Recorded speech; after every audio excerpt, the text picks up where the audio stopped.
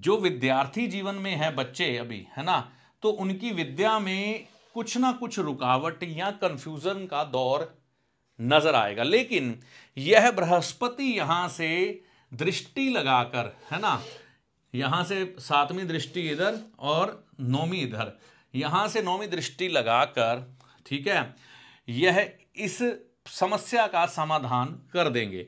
तो विद्या के संबंध में तो बृहस्पति संभाल लेंगे, अगर कंफ्यूजन आई भी तो वो समय के साथ साथ क्लियर हो जाएगी। किसी भी घर के बुजुर्ग से या कंसल्टेंट से जो कि बुजुर्ग हो, सलाह ले लीजिएगा, आपके लिए बढ़िया रहेगा। पड़ोसियों से संबंध इस समय मधुर होंगे, भाइयों से संबंध मधुर होंगे, और आपका इस समय में जो एक तरह से आत्मविश्वास है ना, वह भी बढ़ेगा, जिसके कारण आपको कई समस्याओं का समाधान मिल जाएगा। लेकिन कुछ समय के लिए मंगल अभी नीच राशि में गोचर कर रहे हैं, तो ये 2025 में काफ़ी समय तक रहने वाला है। तो मान के चलें कि कभी आत्मविश्वास बढ़ेगा, कभी नीचे आ जाएगा। इस समय में एक चीज़ का ध्यान रखिएगा कि मंगल दशम भाव में अपना गोचर कर रहे हैं, तो आप इस समय में किसी भी पिता समान व्यक्ति की राय ज़रूर लीजिए, या फिर आप ऐसा कर सकते हैं, सुबह जल्दी उठकर सैर करनी शुरू कर दीजिए, या भगवान श्री विष्णु जी के आगे माथा टेकना शुरू कर दीजिए। ये दुष्प्रभाव भी कम होता हुआ आपको दिखाई देगा। शनिदेव यहाँ पर मार्च महीने में आ जाएंगे, तो मार्च महीने में आने के बाद शनिदेव व्यापार या नौकरी में कुछ एक तब्दीलियां आपके लेके आ सकते हैं।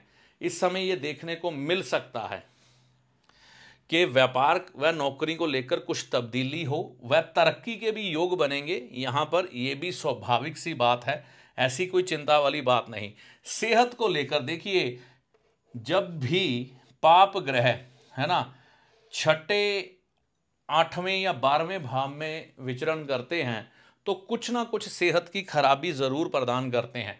तो चाहे वो बच्चा हो, चाहे वो जवान व्यक्ति हो, चाहे वो बुजुर्ग हो, तुला लगन वाला जो भी होगा, उसको सेहत की परेशानी बढ़ेगी। इस समय में पैरों या टांगों में परेशानी आ सकती है। नाभि से नीचे के रोग व्यक्ति को परेशान कर सकते हैं। इस समय में अपने परिवार वालों से ज़्यादा उलझे ना, क्योंकि कुछ एक स्वभाव, जब भी शनिदेव 6 या 8वें भाव में आते हैं तो व्यक्ति का चिड़चिड़ा देखा गया है। इस समय में इस चीज़ को लेकर सावधान रहें। हाँ, सबसे महत्वपूर्ण, जीवन साथी से, आपके लाइफ पार्टनर से कोई रॉन्ग इन्वेस्टमेंट हो सकती है, या उनसे किसी तरह से भी पैसा खराब हो सकता है, जिसकी वजह से आप नुकसान झेल सकते हैं। इस समय में आपकी माताजी आपको शायद ये शिकायत करती हुई दिखाई देंगी कि आप उनकी तरफ सही तरह से ध्यान नहीं देते, अपनी जिम्मेवारियां जो बनती हैं वो सही तरह से नहीं निभा रहे।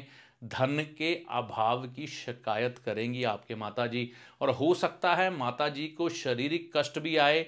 हो सकता है उनके इस समय में, जो समय चलेगा, इस समय में संभावनाएं काफ़ी प्रबल है कि उनकी टांगों में दिक्कत आ सकती है, या रीढ़ की हड्डी की कोई परेशानी उनको तंग कर सकती है। तो माताजी की सेहत का विशेष तौर पर ध्यान रखें। तो ये था तुला लगन का राशिफल 2025 में।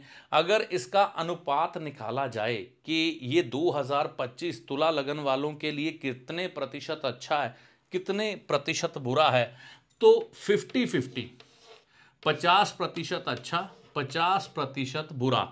तो इस बुरे को अच्छा बनाने के भी तरीके हैं, जो कि आप उपाय और परहेज, डूज एंड डोंट का सहारा लेकर कर सकते हैं।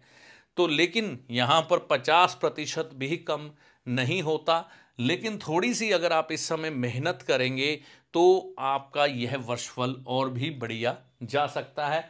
कोई घबराने वाली बात नहीं है, अनुशासित करके जीवन को चलिएगा। बाकी नया दौर है आपका ये, कुछ ना कुछ जो आप बेहतरीन समय की तलाश में थे लंबे समय से, वह समय अब आया है, और नए अवसर, नए रास्ते खोल के जाएगा। बस थोड़ी मेहनत से चलिएगा।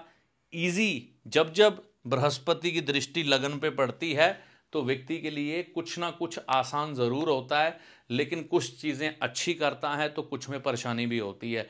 अच्छा ये करेगा कि आप अपना प्रभाव दुनिया पर अब बेहतरीन तरीके से डालेंगे। उपाय क्या है? एक तो पीपल के पेड़ की सेवा करनी शुरू कर दे गुरुवार के दिन, ये आपके लिए बेहद बढ़िया रहेगा। अगर आप पीपल के पेड़ की सेवा करते हैं इस समय में।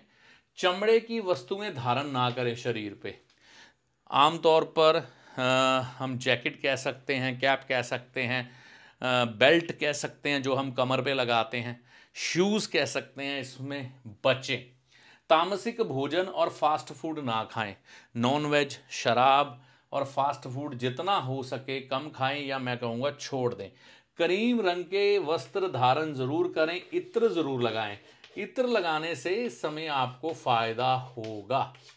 ठीक है, माता के पांव हाथ लगाकर काम पर जाएंगे तो इस समय फायदा होगा। और जो विद्यार्थी हैं वह भी अपनी माता के पांव हाथ लगाकर अगर जाएंगे एग्ज़ाम में तो उनको फ़ायदा होगा। और जो बुज़ुर्ग लोग हैं जिनके माता पिता इस समय जीवन में नहीं है, सेहत की चिंता उनको भी सता रही होगी इस समय, फाइनेंस की, तो वह भी अपने माता पिता को अंतर्मन में चिंतन करते हुए प्रणाम कर सकते हैं। और सबसे बड़ी चीज़ है, व्यक्ति के पास धन होना चाहिए। छोटे बच्चे भी है ना, वो अपने माता पिता पर आश्रित होते हैं, तो धन का प्रभाव अच्छा करने के लिए हमें लक्ष्मी कृपा चाहिए।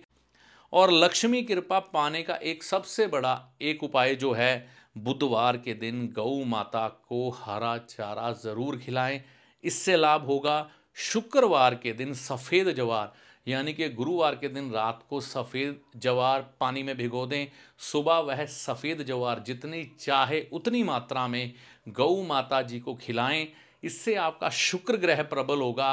कृष्ण जी महाराज के दर्शन करते रहें, भगवान श्री कृष्ण के दर्शन करते रहेंगे तो वैसे ही शुक्र ग्रह की सभी त्रुटियां दूर हो जाती हैं। तो यह वीडियो आपको कैसा लगा कमेंट करके अपनी राय ज़रूर दीजिएगा। अगर आप इस चैनल पर बहुत पुराने समय से हैं या अभी नए जुड़े हैं तो इस चैनल को सब्सक्राइब किए बगैर मत जाइएगा। इस वीडियो में दी गई जानकारी का लाभ आपको माता रानी की कृपा से होगा। जय माता दी।